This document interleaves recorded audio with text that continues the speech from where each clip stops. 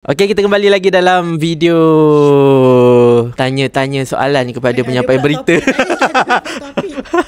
Kita nak tanyalah, kalau macam saya sendiri ada jugalah momen-momen jatuh cinta kepada dunia penyiaran. Kalau macam Awatif macam mana? Ingat lagi tak pertama kali that certain moment, that best moment yang membuatkan you jatuh cinta dengan dunia penyiaran? Ada. Kenapa kita kat sini pun kita memang jatuh cinta dengan dunia penyiaran. Apa yang buatkan I jatuh cinta?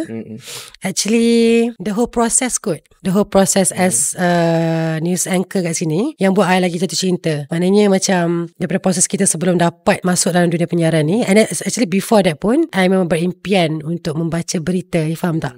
Sebab my mom memang suka tengok berita. So nama I pun Ezah. I ni mungkin satu nak berkongsi sikit lah. Nama I Ezah sebab my mom suka Ezah Hazif Fauzi, TV3 punya news anchor. So mungkin I rasa doa Allah tu pun bagi ke I nak ke arah dunia penyiaran ni sebagai pemberita. Sebab doa mak jugalah sebenarnya. So sebab tu I pun jatuh cinta sebab cara penyampaian tu, you know, bila kita tengok berita kan, cara dia menyampaikan berita dengan dia boleh tukar-tukar emosi. Macam mana diorang buat lah. We always think macam mana diorang buat dan boleh control benda tu. Duduk kat studio, you faham tak? But now we had the chance to be in their position and it's a blessing lah sebenarnya. Tu yang buat I jatuh cinta sebenarnya, cara dia orang menyampaikan.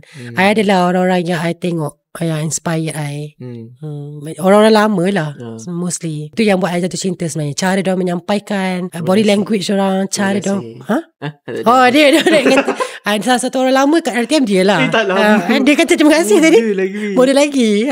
Tapi kita orang kira baru lah kat sini. So yang buat I jatuh cinta is orang yang inspired I to be in this position. Sebab itulah I nak pergi audition. I try hard selama beberapa tahun, and alhamdulillah dapat pada hujung-hujung tu. Tu orang kata rezeki Allah tu tetap akan ada lah.